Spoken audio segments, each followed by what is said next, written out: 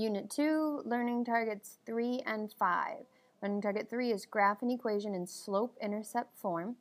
Learning Target 5 is graph vertical and horizontal lines. You'll see that in this video and the next video we group Learning Target 5 in with 3 and 4 because you can graph both in both forms. So today we're going to talk about slope-intercept form.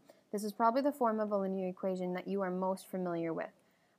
We have y equals mx plus b, where m is our slope and b is our y-intercept. All right, so m is our slope and b is our y-intercept. We already talked about y-intercept and slope, slope being the rate of change, the rise over run, the change in y over the change in x. Y-intercept being the starting value, the starting price, the startup cost. When x is 0, what is y? And then this form of an equation, we're going to look at two forms of an equation. This form is just what it says. It gives you the slope and it gives you the y-intercept, and it gives you those two things every time when you have an equation in y equals form like this. And it's always reduced down so that you have that coefficient in front of x, which is m, which is the slope, and then you have that constant b, which is always your y-intercept. All right.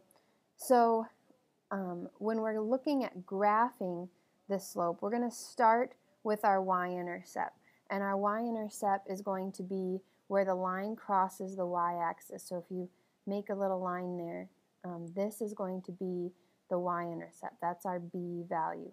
And that's how we'll deal with it on a graph. Okay. The slope is that rate of change. It's that rise over run. Okay.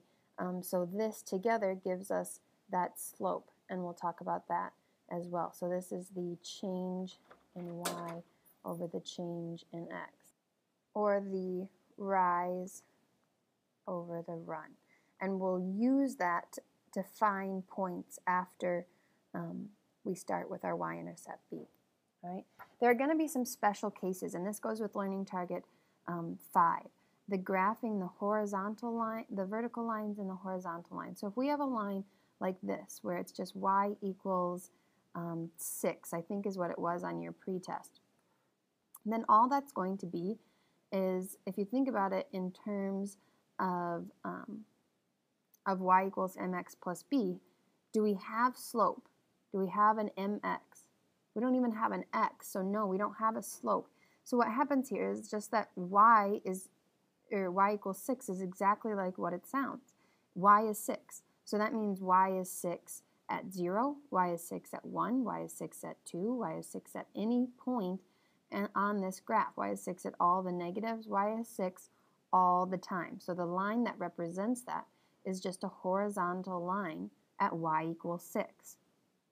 Right? The other special case is going to be if we had x equals 2. All right? This is an equation. It's not, you'll find out that it's not a function, and we'll talk about functions later in the year. But what this is going to look like is just a vertical line where x is always 2. So we don't have a slope again. We just have x is 2 here and 2 here and 2 here. And x is always going to be 2. So we just will have a vertical line at the point on the graph where x equals 2. Right? So those are the two special cases, and that will be part of Learning Target 5. You'll be required to graph those vertical and horizontal lines. So recognizing that the y equals lines are going to be the horizontal lines, the x equals lines are going to be the vertical lines. All right, so let's look at some examples here and kind of get to know how to actually graph these lines. All right. What I'm going to do is I'm going to always start with my y-intercept. So I'm going to start here with 2 in this equation. I always graph that y-intercept first. So I'm going to go to my origin. My line is going to cross the y-axis at 2, so I'm going to go up to 2 and put my first dot. From there, I'm going to follow my slope. Okay, so my slope is going to be 1 over 2, or 1/2. That means for every I rise 1, I run 2, and we always run right. Rise 1, run 2, rise 1, run 2. And if I want to follow this backwards, after a couple points you can see my trend. I'm going to go backwards 2. For every one I go down 2. And I can make all those dots. All right. Now it's very important that when you draw your line, and you guys will need to use a straight edge to connect your dots, that you have an arrow on both sides. All right. You have an arrow going both sides, because the definition of a line in math is that a line goes on forever. It's straight and it goes on both ways forever. And what I want you to do here is to label these as this is y1. And that's why we have these little numbers by the different equations, so that we can talk about which one is which. All right, so let's talk about y2. y2, I notice right away that my slope is a -4. So that means my graph is going to cross the y-axis down here at 1, 2, 3, -4. That's going to be my first point. And then my slope is just 3. Okay, I like slopes in fraction form because it was easy for us to say up 1 over 2, up 1 over 2. What am I going to do here? Well, we can make 3 into a fraction. What is 3 as a fraction?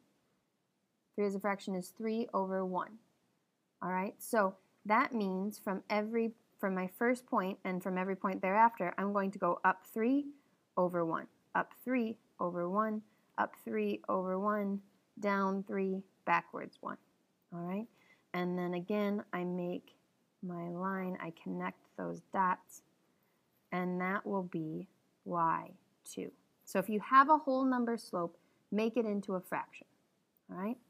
y3, we see my y-intercept is a +5, so my first dot is going to go at y equals 5, okay, when x is 0. And I see my slope is negative here. Now, when slope is negative, it's not a down and backwards, because notice if I went down 3 over 4, my line would still be going up.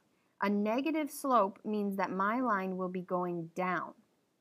All right, so we always bring the negative up with the rise. Okay, so we're going to say that we rise a -3. So we go down 3 over 4. Down 3, and you can't see, I can't really fit it on here, but I can go over there. And I'd be backwards 4, up 3. So it's the opposite. Whenever you have a negative slope, your line should go down from left to right. We read lines left to right. It should go down left to right if your slope is negative. So I'm going to go ahead and call that y3, and we'll move on to y4. Notice y4, we have y equals -5x plus what? Plus 0. All right, if nothing's there, it's plus 0. So where does that mean my y-intercept is? What is my y-intercept there? My y-intercept is 0. So that means the line is going to cross the y-axis at 0. From here, -5 as a fraction is -5 over 1. That means I'm going to go down 5 over 1, down 5 over 1. It'll be somewhere like here. Up 5, backwards 1. And I have a very steep line here that will go through the origin. We call the origin of a graph 0, 0. So this is the origin of the graph, and that is y4. All right, one more, and it looks like one we've already done. Y equals 6. This is going to be one of those special cases, okay, one of those special cases where y equals 6. So that means my first point is going to be at y equals 6, and my second point, I don't have any slope. I have a slope of 0, so I'm just going to go over and over and over and over, and my line is going to be right there at 6 forever. So that's y5, y equals 6. All right, so I have these 5 lines graphed here. You should have them labeled. Be sure if you don't understand any part of this to fill out that question form so I have an idea of who's getting it and who's not. And then before class, what I want you to do is I want you to create 4 equations. Challenge yourself with negatives and fractions. Mix up the y-intercepts, have some be negative, some be positive, and then graph each of your equations below. Okay, so you're going to write your equations here, 4 of them. Write them y1, y2, y3, and y4. Graph your 4 equations, and then leave this blank, because when we get to school, you're going to be graphing somebody else's equations. All right? So that is what you have to do for class tomorrow.